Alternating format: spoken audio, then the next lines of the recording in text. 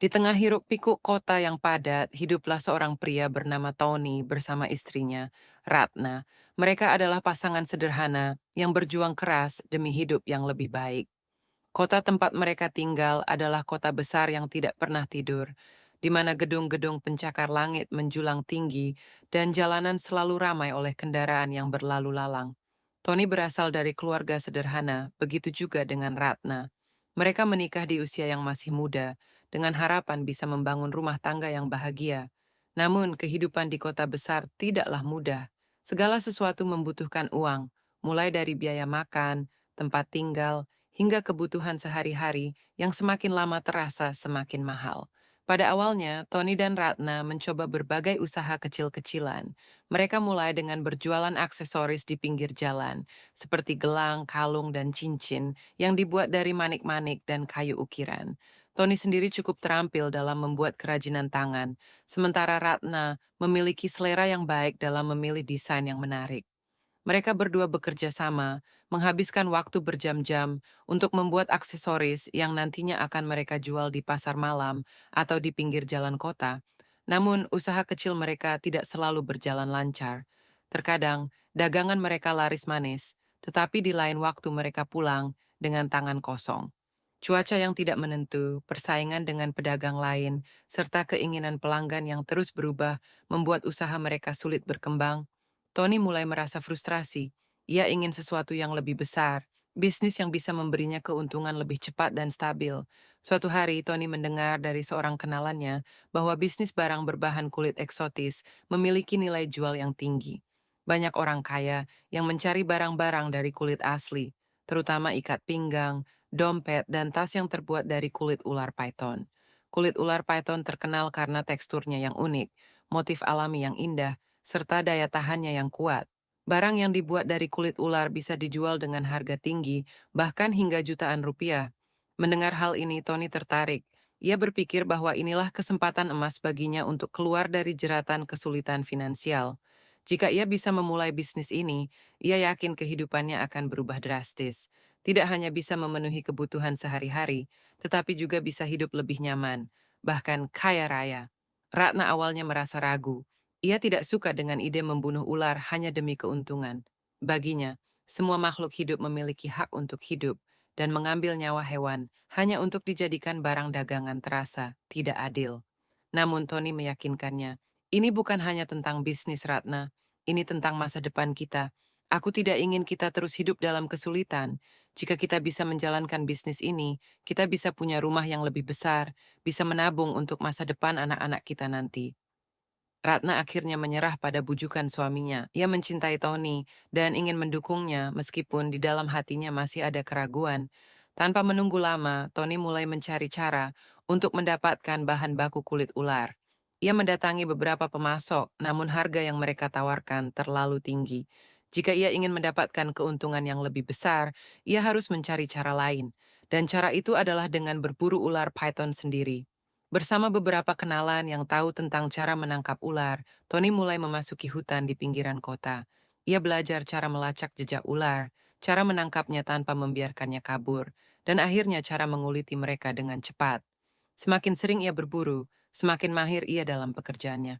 Pada awalnya, Tony merasa sedikit tidak nyaman saat membunuh ular-ular itu. Tatapan mata mereka yang kosong setelah nyawa mereka diambil membuat Tony sedikit gelisah. Namun seiring waktu, ia mulai terbiasa. Rasa iba yang dulu ada dalam hatinya perlahan menghilang, tergantikan oleh rasa puas setiap kali ia mendapatkan kulit ular yang berkualitas tinggi. Bisnis Tony pun berkembang pesat. Ia mulai menjual ikat pinggang, dompet, dan berbagai barang berbahan kulit python ke toko-toko besar di kota.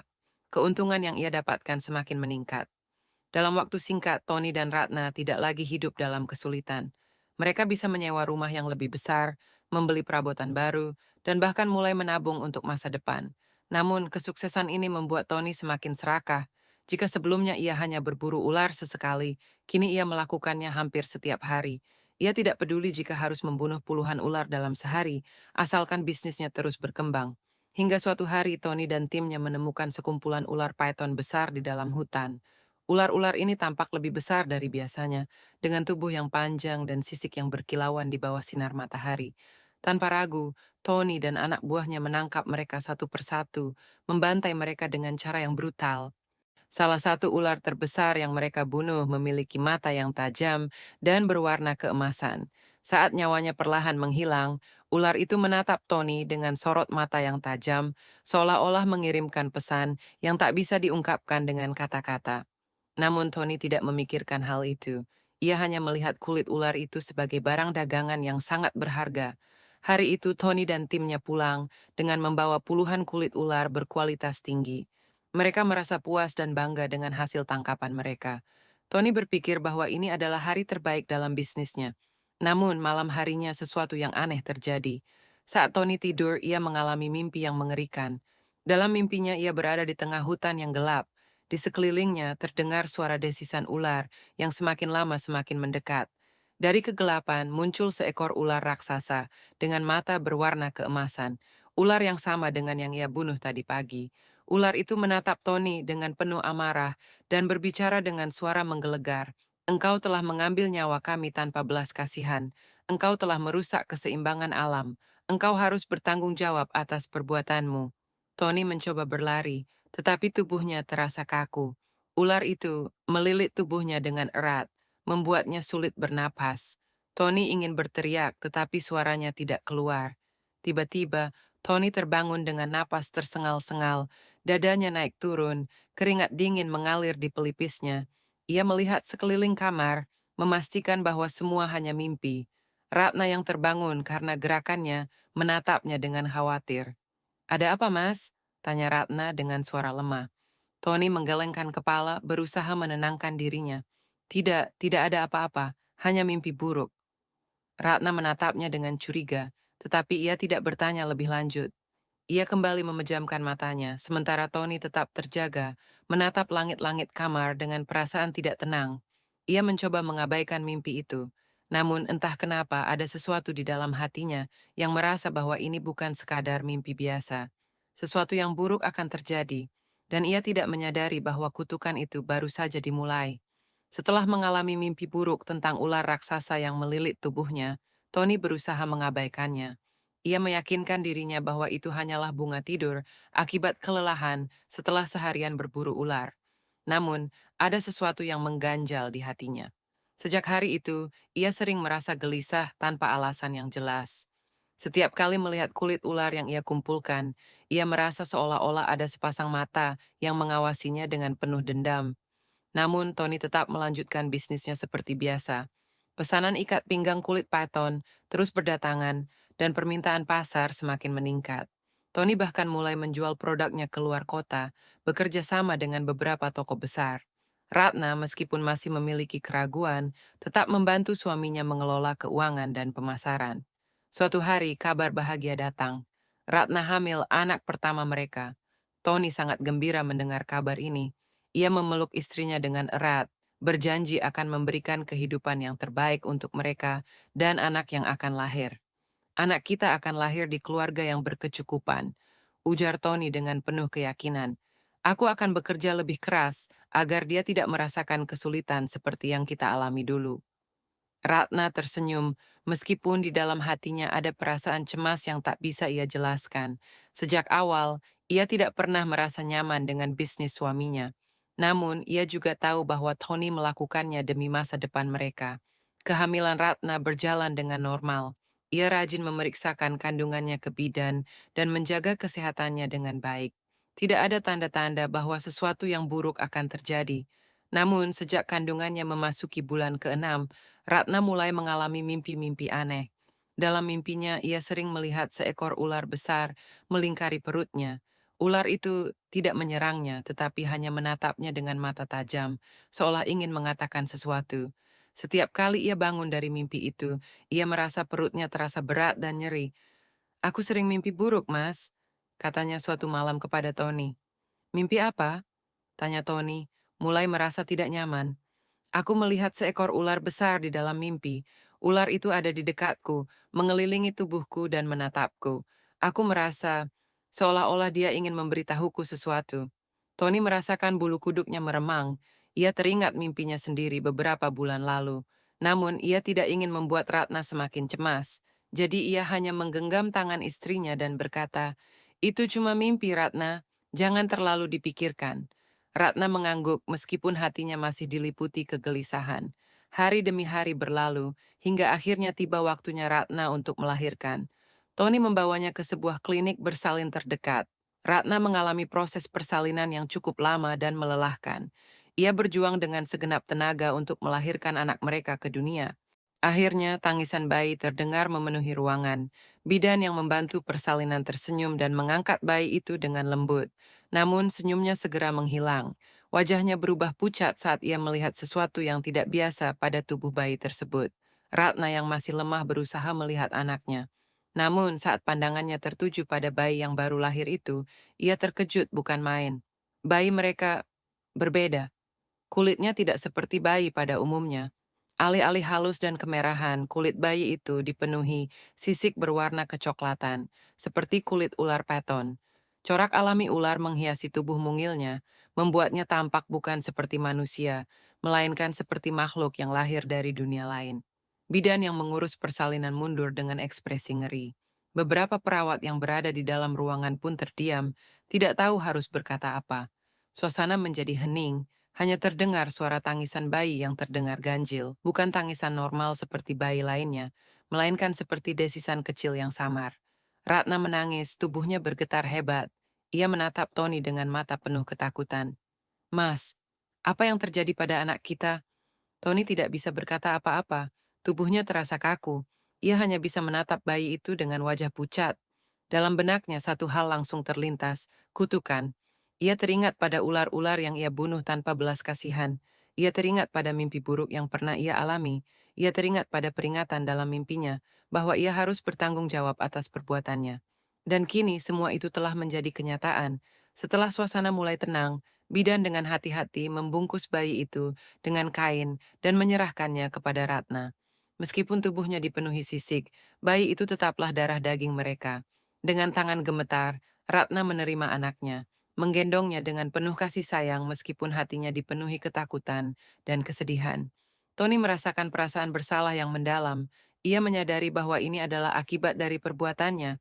Ia telah menghancurkan banyak nyawa ular demi keuntungan pribadi dan kini ia harus menanggung akibatnya. Setelah keluar dari klinik, Tony dan Ratna tidak bisa merahasiakan kondisi anak mereka dari keluarga dan tetangga. Kabar tentang bayi mereka yang tidak biasa mulai menyebar. Beberapa orang menunjukkan rasa kasihan, tetapi ada juga yang takut dan menganggap anak mereka sebagai pertanda buruk. Tony dan Ratna mulai mencari cara untuk menyembuhkan anak mereka. Mereka membawa bayi mereka ke berbagai dokter dan spesialis kulit, tetapi tidak ada yang bisa menjelaskan kondisi tersebut. Mereka mencoba berbagai pengobatan alternatif, dari tabib hingga dukun, tetapi tidak ada yang berhasil. Mereka semakin putus asa. Setiap malam, Ratna menangis sambil menggendong anaknya. Tony yang biasanya kuat kini merasa hancur. Ia mulai menyadari betapa besar dosanya terhadap alam. Hingga suatu hari, seorang tetangga yang melihat penderitaan mereka menyarankan, "Mungkin kalian harus mendekatkan diri kepada Allah. Mungkin ini adalah peringatan agar kalian bertaubat." Tony yang selama ini hanya sibuk mengejar keuntungan duniawi akhirnya tersadar. Ia telah lupa pada Tuhan, terlalu sibuk dengan ambisi dan keserakahannya sendiri. Malam itu, untuk pertama kalinya dalam bertahun-tahun, Tony menunaikan sholat tahajud. Ia menangis di hadapan Allah, memohon ampun atas semua kesalahannya. Ia berdoa agar anaknya diberikan kesembuhan, agar keluarganya bisa kembali hidup normal. Ratna pun turut serta. Mereka bersama-sama melakukan sholat taubat, memohon keampunan dan petunjuk dari Allah.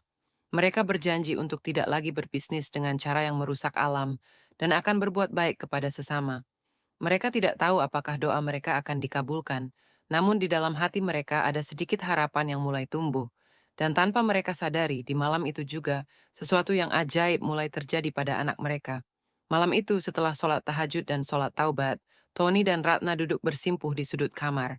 Mereka menatap wajah anak mereka, Zaki, yang sedang tidur pulas di dalam ayunan. Cahaya lampu kamar yang redup menyoroti tubuh mungilnya, menampakkan sisik-sisik yang masih jelas terlihat di sekujur tubuhnya. Ratna mengusap kepala anaknya dengan lembut. Air matanya jatuh tanpa bisa ia tahan. "Mas, apa menurutmu Allah akan mengampuni kita?" Suara Ratna bergetar, hampir seperti bisikan. Tony menghela napas panjang. Aku tidak tahu, Ratna, tapi aku percaya bahwa Allah Maha Pengampun. Kita hanya bisa berdoa dan berharap yang terbaik untuk Zaki. Malam berlalu dengan lambat. Udara terasa lebih dingin dari biasanya, seakan alam turut merasakan kesedihan mereka. Tony yang kelelahan akhirnya tertidur di samping Ratna. Namun, tepat di tengah malam, sesuatu terjadi. Ratna yang terlelap tiba-tiba terbangun oleh suara aneh. Itu bukan tangisan bayi seperti biasanya, melainkan suara desisan yang panjang dan dalam. Ia terkejut dan langsung menoleh ke arah ayunan tempat Zaki tidur. Matanya melebar saat melihat bayinya tidak seperti biasanya. Zaki menggeliat dalam ayunannya, tubuhnya tampak berkeringat meskipun udara malam cukup dingin. Sisik-sisik di tubuhnya berkilauan di bawah cahaya remang-remang. Namun yang lebih mengejutkan adalah gerakannya, bukan seperti bayi manusia biasa, melainkan seperti ular yang sedang bergeliat kesakitan. Mas, bangun! Ada sesuatu yang terjadi pada Zaki. Ratna mengguncang bahu Tony dengan panik. Tony terbangun dengan wajah mengantuk, tetapi begitu melihat apa yang terjadi, kantuknya seketika menghilang. Ia mendekati ayunan dan melihat tubuh kecil anaknya yang bergerak aneh, seolah ada sesuatu yang sedang terjadi di dalam dirinya. Tiba-tiba, Zaki menangis keras, suaranya menggema di dalam kamar. Jeritan bayi itu bercampur dengan suara desisan yang aneh. Ratna menangis ketakutan, sementara Tony hanya bisa memegang erat tangan istrinya, tidak tahu harus berbuat apa. Kemudian, sesuatu yang mengejutkan terjadi. Perlahan-lahan, sisik yang menutupi tubuh Zaki mulai mengelupas. Satu persatu, lapisan kulit bersisik itu rontok seperti ular yang sedang berganti kulit. Ratna menahan napasnya, tidak percaya dengan apa yang dilihatnya. Tony terpaku di tempatnya, matanya membelalak. Zaki terus menangis, tubuhnya semakin menggeliat. Sisik-sisik yang tadinya melekat erat di tubuhnya, kini jatuh satu persatu, menampakkan kulit manusia yang halus di bawahnya. Apa yang terjadi? Bisik Ratna, tangannya gemetar. Aku tidak tahu, Tony menjawab, suaranya serak. Tapi ini seperti mukjizat. Mereka hanya bisa menyaksikan dengan mata kepala sendiri bagaimana kulit bersisik itu akhirnya mengelupas sepenuhnya. Setelah beberapa menit yang terasa seperti seumur hidup, Zaki berhenti menangis. Ia kini terbaring diam, napasnya teratur, tubuhnya sepenuhnya berubah. Ratna menutup mulutnya dengan tangan, air mata jatuh di pipinya. Zaki kini tampak seperti bayi normal. Tidak ada lagi sisik, tidak ada lagi tanda-tanda ular di tubuhnya. Kulitnya kini halus seperti bayi lain pada umumnya, seolah tidak pernah ada kutukan yang menghampirinya. Tony jatuh bersimpuh, wajahnya menempel di lantai. Ia menangis tanpa suara, tubuhnya bergetar hebat. Alhamdulillah, Alhamdulillah, Allah Maha Besar. Suaranya dipenuhi dengan keharuan yang mendalam. Ratna ikut bersujud, memeluk Zaki dengan erat. Terima kasih, ya Allah, terima kasih. Malam itu menjadi malam yang penuh keajaiban bagi mereka.